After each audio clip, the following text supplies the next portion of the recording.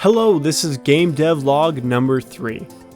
So I didn't upload last week. I lost track of time and I was just working on the game a lot and also a lot of other projects. The game has a new name, a new and exciting health system, a new mechanic that's different than any other TTRPG out there, and an easier way for game masters to create and run adventures. So where's the game at?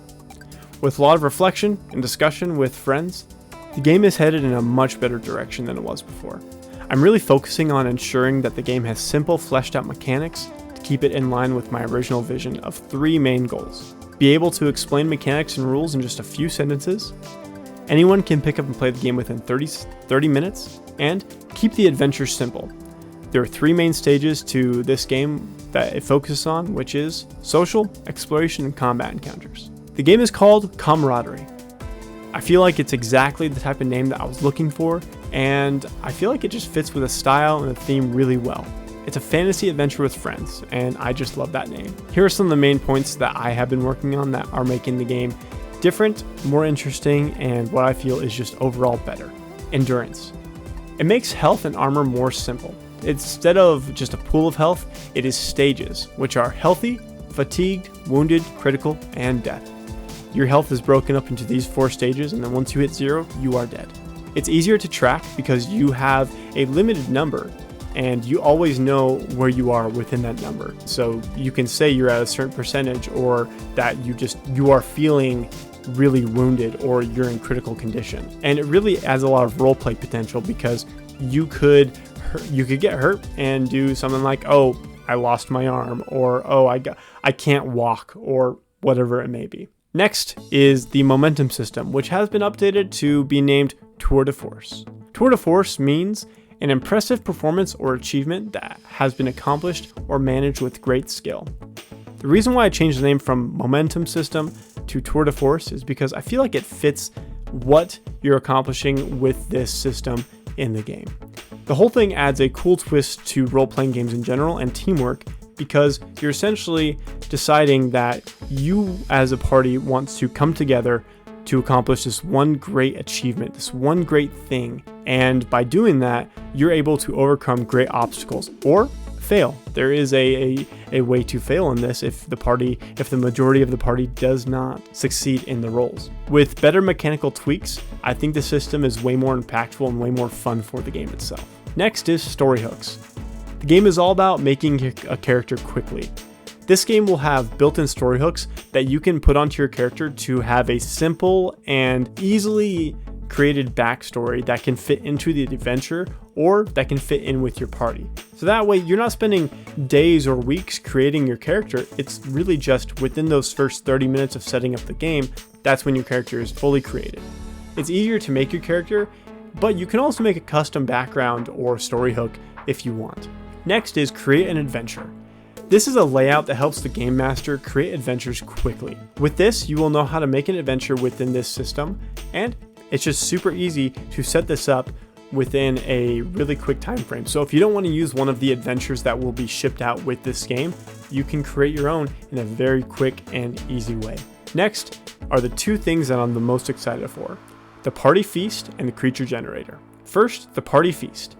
Instead of a party leveling system that I had before and a cooking system that was completely separate, now you have the party feast. After the adventure or in the middle of encounters, the party sits down and makes a feast that gives them benefits for future adventures or encounters.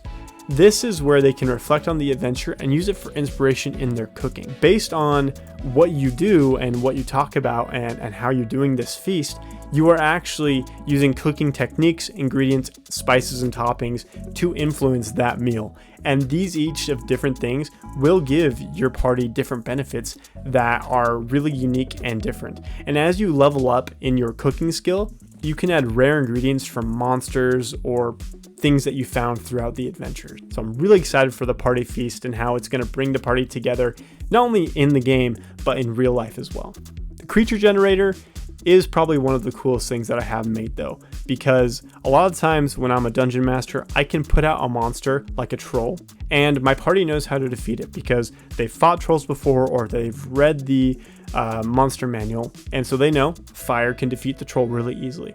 But with this, we can make unique monsters in seconds. So this world has a lot of unique and different things that haven't been found or researched or recorded at all, because this magical world is still pretty new when it came in contact with magic. And so the lore of this world really feeds into this mechanic as well, because people don't normally go out and fight monsters. They're normally staying in their homes and avoiding these monsters. You don't need a monster manual, and you can really keep the players on their toes, because they will have no idea what you're pulling out. Let's quickly create one of these monsters, and I think you guys will really enjoy it. So we're going to pick a petrifying, which means this creature has the ability to turn its victims into stone or render them immobile through gaze or touch. Their element will be gravity, which I think is very interesting. Their attack style will be boom, which means that when they attack somebody, if they surpass the armor score, they're able to do that damage to enemies around them. And then the body type is going to be, let's do Wraith-like. And then their difficulty rating is going to be daunting, which means they have 17 endurance, 6 armor, and they deal 2d6 damage. So when this creature, this strange creature that we really don't know what it looks like, but really it's putting the fear into the mind of your players, because they're like, oh my gosh, what the heck? This thing is insane. And with that boom mechanic of its attacks, it can hit one player, and then that damage has the opportunity to spread out. So even though there's just probably going to be 1 or 2 monsters in the fight, it's going to be plenty of damage to challenge the party. And I'm really excited about that. It's going to keep the party on their toes and always surprise them with whatever you're doing. Creating those monsters in such a quick time is something I'm stoked about. So I have development laid out from now until basically the Kickstarter of the game. And I haven't actually done any playtesting. I know I said I would starting last week, but I realized there was a lot of things I just hadn't have fleshed out and I just didn't have ready. And it wasn't like, oh, it needs to be perfect. No, there were essential pieces of the game that were not ready a couple weeks ago, but are getting more and more ready as time goes on. And so soon we'll start playtesting within the next 2 to 3 weeks.